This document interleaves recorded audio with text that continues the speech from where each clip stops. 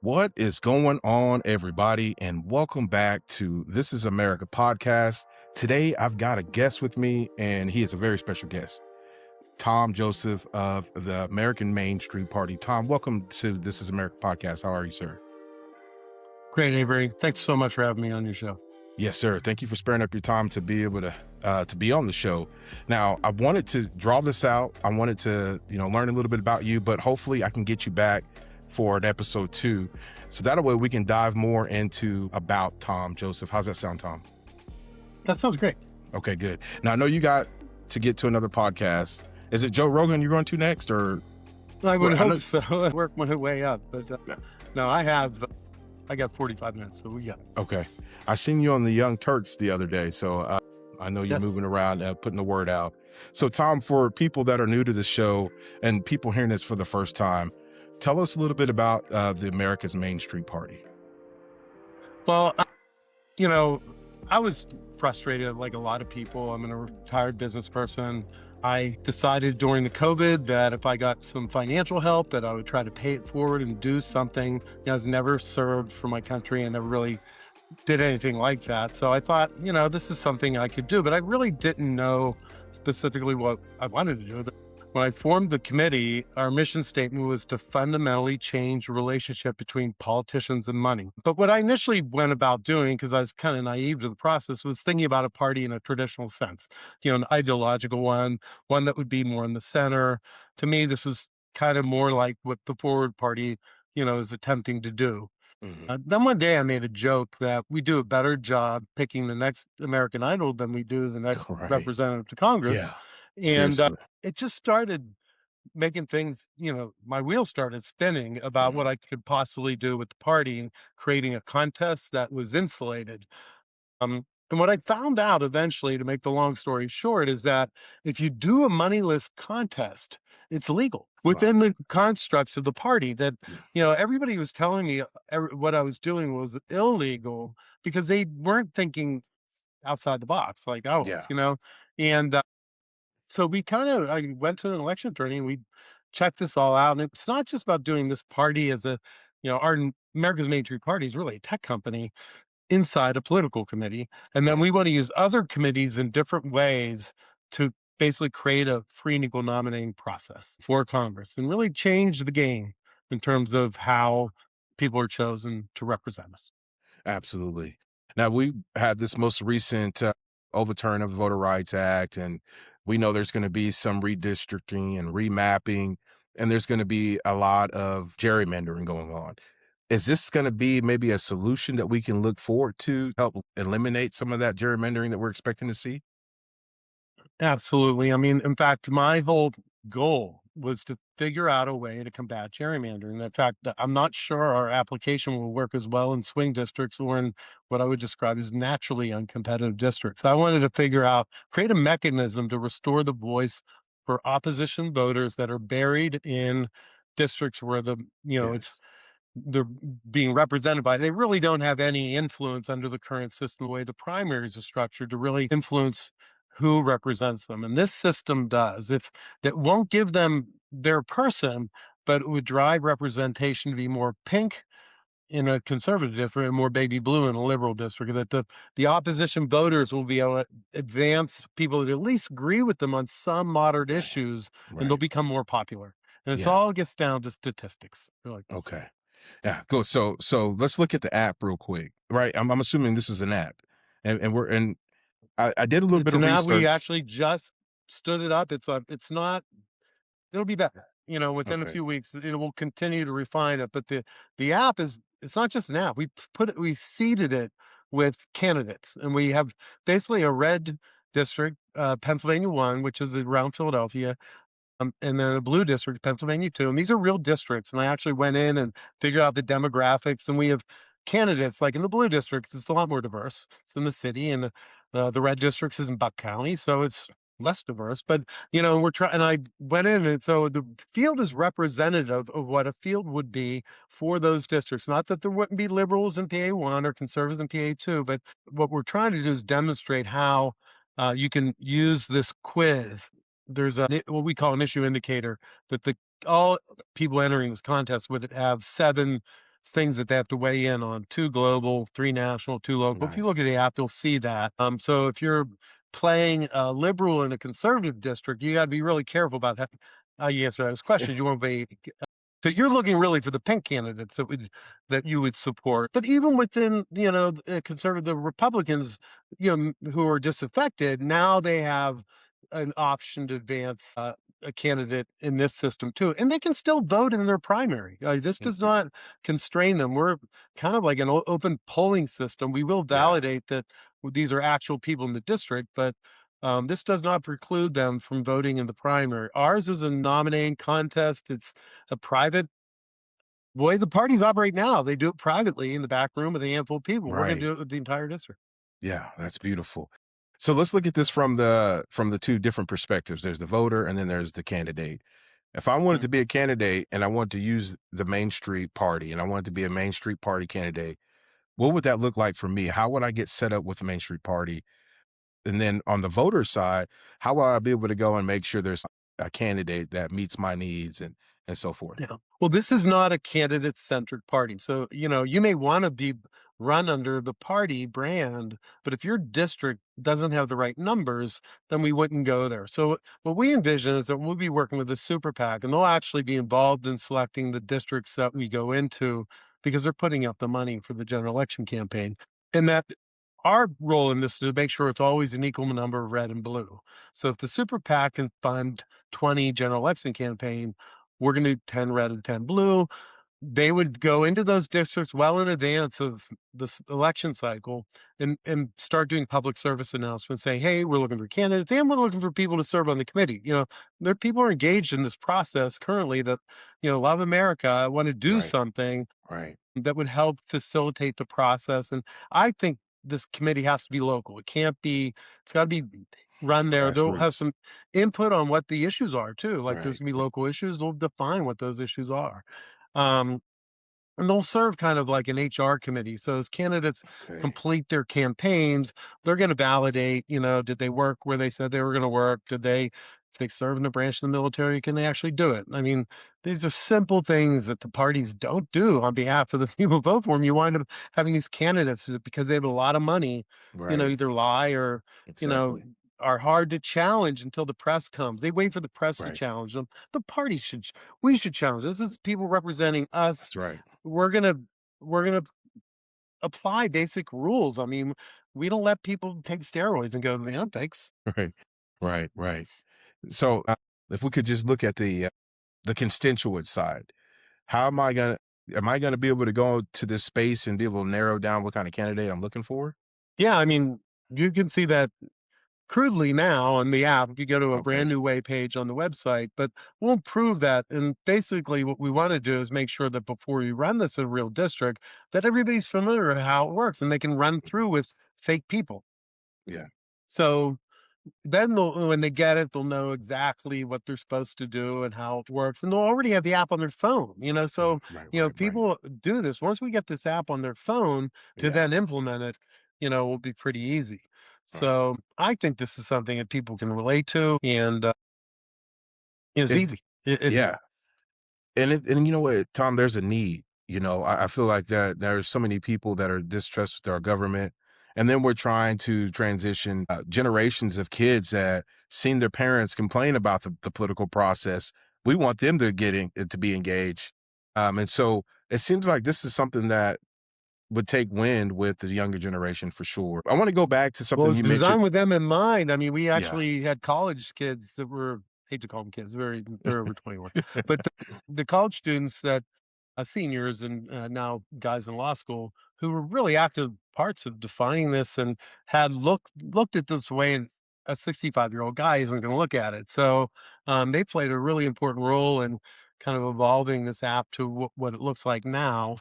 Nice. If you go in there and play, you can see we used AI to generate profiles, and you can get an idea. It's really hard to actually do AI audio with the video, but we show them kind of so people get a feel of, oh my gosh, I'll be able to just see them, talk to them. I don't have to endure a crappy ad on Right, TV. And right, when exactly. you only have 15 seconds, on an ad, it tends to be an attack ad. You really can't explain your position. So we want to make sure that the candidates really have an opportunity, to explain their positions. Beautiful.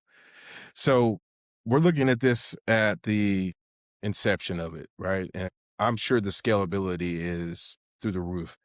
If we can get this right, Tom, can we see this evolve into other election cycles and government Well, I'm a elections? yeah, I mean, I'm a software and systems guy, so we're always about making things configurable and scalable and adaptable for other applications. So, and I could even see other parties putting their Right. brand on it and using it Exactly. as for their nominating contest. So, I have no problem with that. This is public information. I'm not doing this for this is a no, I'm getting nothing from this. Maybe eventually a book deal.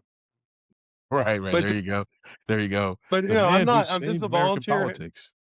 I'm donating to make this happen, and, I'm volunteering my time, and this is not something one thing the public should understand that as a party, the only money we can take in is our donations from the public. They're limited to $5,000 a year, so nobody can, like, buy us, and we can't sell the information, Beautiful. and because it's a party, certain information is required to be public, so there's sunshine, the laws about donors, and we're going to operate things completely transparency because I do think there's the reason that there's a lot of distrust is because these politicians are dirty.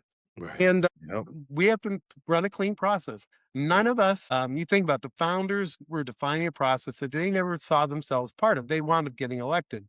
But I want, people that are involved in this party to be the same way, that they're just here to create a process to work on it, that we're not really the politicians. We're the people that are trying to redefine how things will work. Same thing with the local committees, and then the candidates are, the people who really want to serve.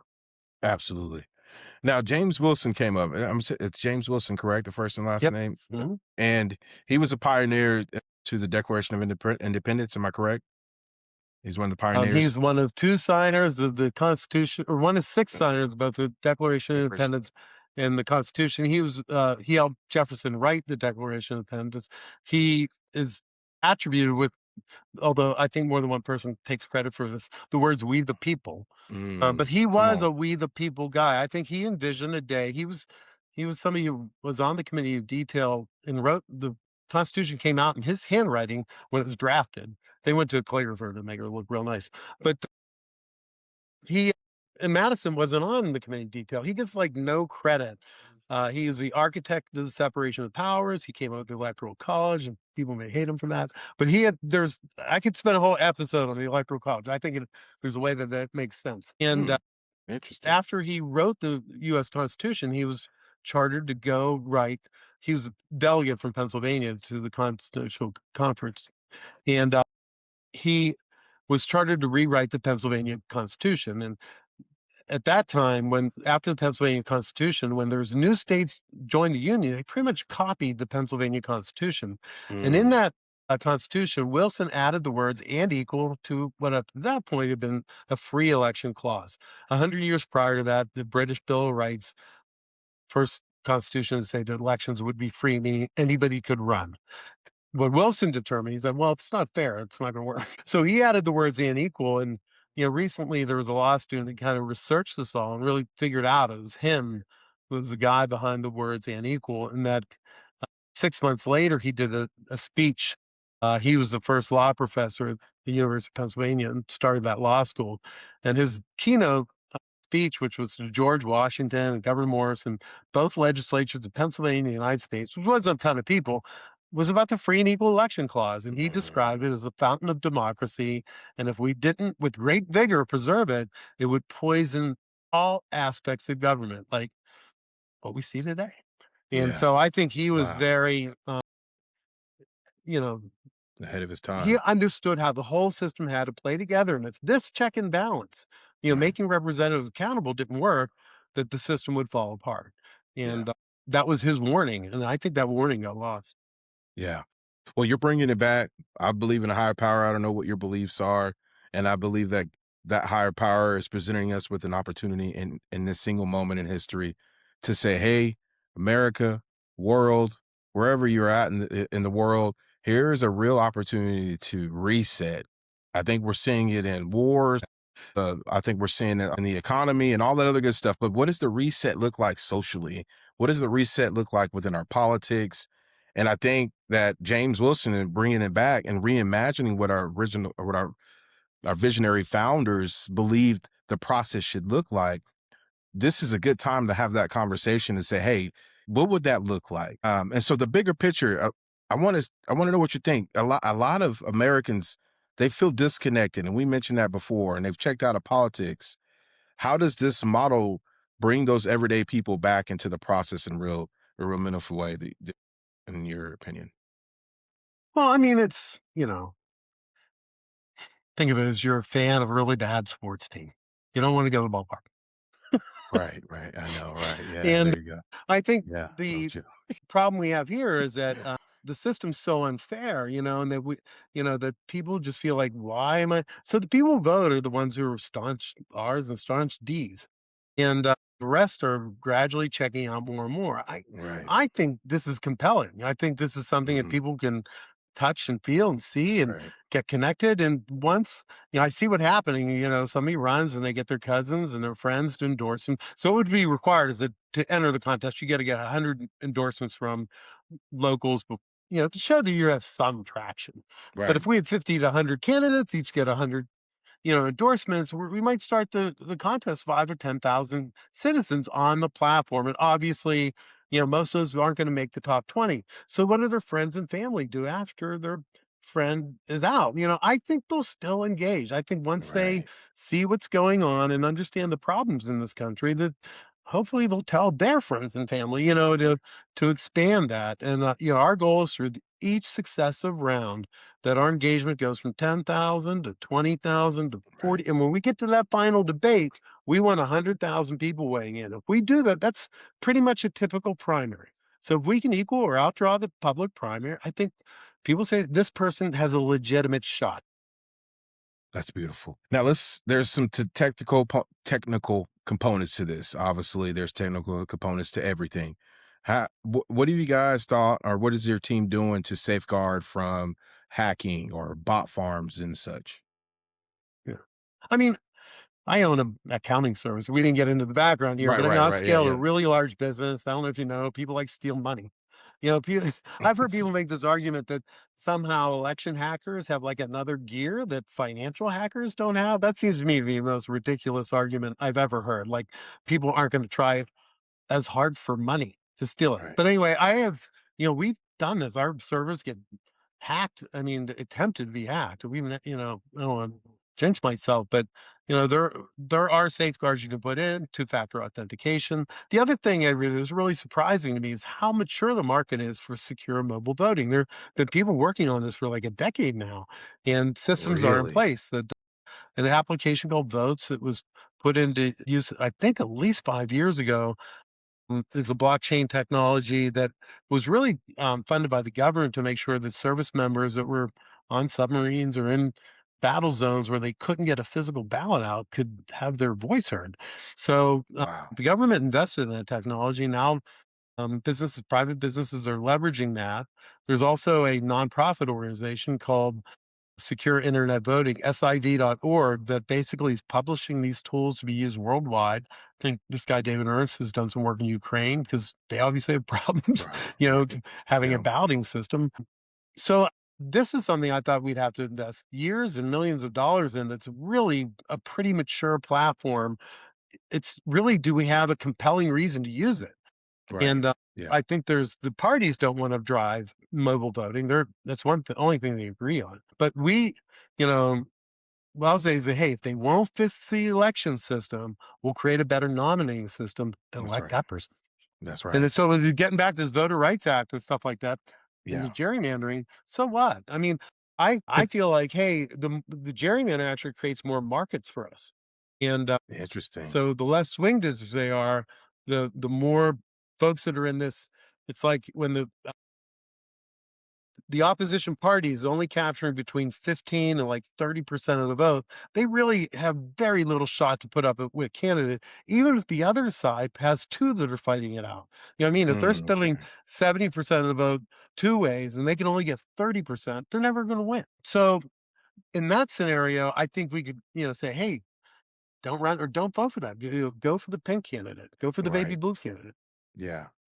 Nice. That's awesome. So I know you mentioned earlier that for the party, you can only take up to $5,000 in donations. But if someone is entering this contest and they come in there loaded, how do you guys prevent from someone coming in with more resources than another? Or is that something that's not even relevant? Yes. So the way the law works is the candidates whoever can't form a committee until after the contest's over, and we're going to have anybody that enters is going to contractually agree not to run for one election cycle unless they win the contest. So that's one way we'll make sure we don't have any rogues coming out of this. Mm, The other thing is that, we're gonna make the treasurer be someone from the local committee. That's another rule that would make sure that we stick with the rules, 'cause to get the super PAC money, they're gonna have to make sure that the party says that they followed all the rules. And the candidates will not be permitted to donate anything more than any other citizen. Now, the law, we would prevent that, not the law, you know? So and we just have to stick to our guns. The that's other right. thing that we're looking at is that the super PAC will be taking care of the expensive part of the campaign.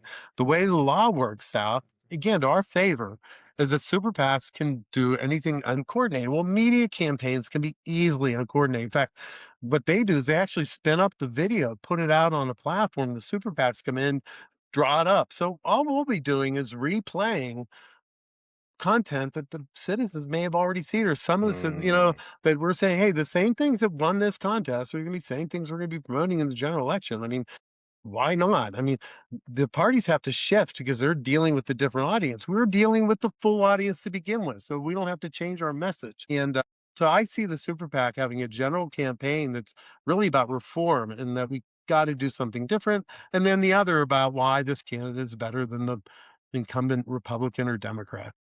And I think it's a really winning formula. We'll be going into districts that aren't used to having competition. This isn't like competing for a Senate or a presidency that's billions of dollars. Uh, I think I talked recently to some representatives. It's like 5 million a district, so 20 districts, $100 million. You could disrupt Congress for $100 million. right. They they So do that it's to win worth it. a 10th to win a Senate seat. So Yeah. in the big scheme of, like, if we find a super donor that would maybe put it together consortium donors, uh, that might be like 10 people, $10 million each. This is chump change for these people who put in and donate to political causes. We just have to find people that are scared about what's going on in the system that say that, "Hey, we have to do something very different." Right. Absolutely. And I agree with you. Now we're coming to a close. I know you got a interview that you got to get ready for. I wanna combat that. Yeah, absolutely. And that's what I was going to ask you. We come back and get a little bit deeper.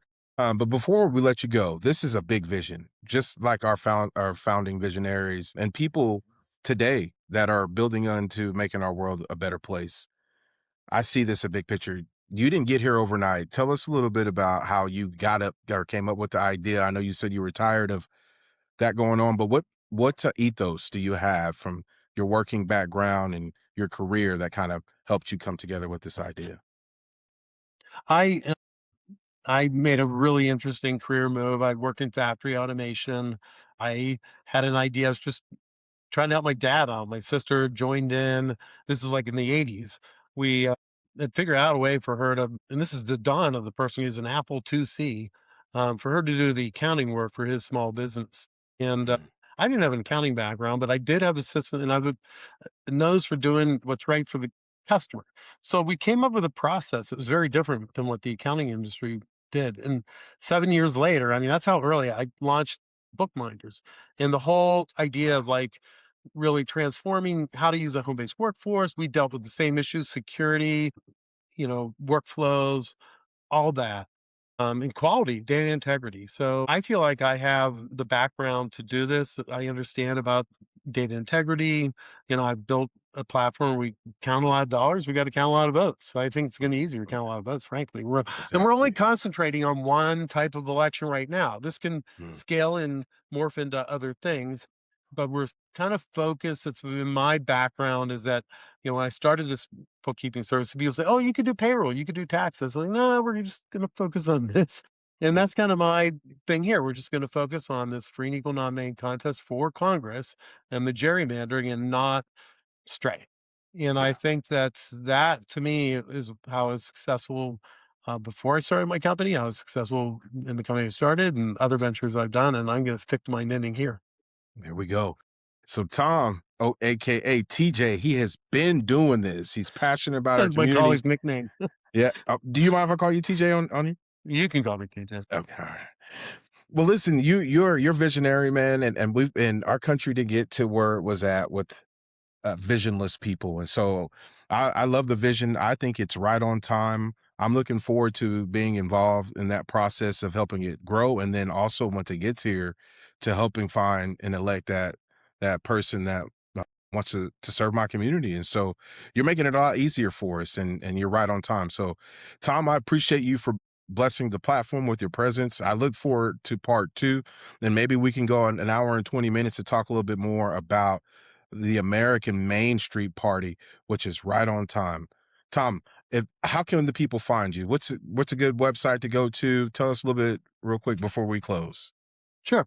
I mean, quickest way, mainstreetparty.org. And to really learn, if you want to jump to the process, there's a webpage called A Brand New Way. There's like a Mm, 1-minute video that yeah. kind of explains the process very generically. But if you keep going down the page, the very first release, which we put up just a few days ago, 0.1 of the app is there. It's not, you can kind of find your way around, but we're going to make it so it's a lot more intuitive and flowing. But there's 5 rounds, that you can see the contestants being eliminated down to one of the things we want to do, just I'll spend a few minutes on this because I have a few more, but when we get down to 4, we want to and we want to go do this like a final 4 where we're going from 4 to 2, not from 4 to 1. From we're looking at 4 different methods to do this. Well, ranked choice, a thing called star voting, which is like going to the movies and giving a star rating or Netflix.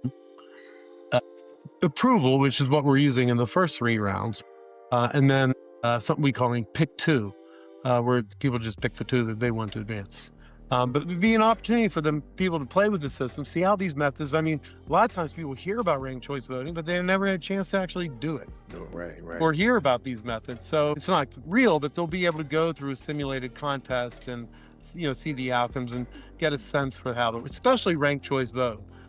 Ranked choice voting, the way we're looking at it, ranked choice voting, you don't necessarily, the academics believe that you should be allowed to only rank one person or as many people, because in an election, you don't know how many candidates you have. In our system, we're going to have 4. So I want to force them to rank all 4 because Yeah. what happens is that then their vote always counts. You eliminate the Right. 4th person, you redistribute the votes, you make sure you definitely have the top 2 based on the rankings, and then you move on. And there's really no, and the way they do it, if you ranked only 1 and somebody else ranks 3, if your person doesn't win in the next round, you don't have a vote. So the totals go down, and people look at that and say, well, that's weird. The first vote had 1 million people, but because only 800,000 people ranked, the second vote shows only 800,000. And then people are like, that doesn't like, you know what I mean? And that's the stones that they throw at ranked choice voting. So we think we have a way kind of around it where you have a perfect ranked choice. Beautiful. So we're going to stamp that, and that's what we're going to pick up on round 2 or episode 2, and we'll talk more about super PAC, and because some of us don't know what those terms are, and so people listening, if you are tired of the system and all you're doing is complaining and you want to do more, here's a good step. Go to AmericanMainstreamParty.org and be involved. Do a little quick reading. Well, we're in a microwave learning society. Go microwave that thing and then go back to it every so often. But this is a starting point, and we're going to keep rolling. Tom, do you have anything else before you go? Yeah, there's also another website, wilsonsfountain.us. It really, if we're getting into that, that's going to explain how these different committees work together. And our website is mainstreetparty.org. Like I said, we want people to, we have a change.org petition. If you could go sign that, we want to show traction. We have some nice merchandise. If you want to get some merchandise, that'd be cool. Raising some money. Let's do it, guys. Tom, I appreciate your time. Thank you so much, Avery. Yes, Can't wait to see you again. We'll talk to you soon. Yes, All sir. right, bye.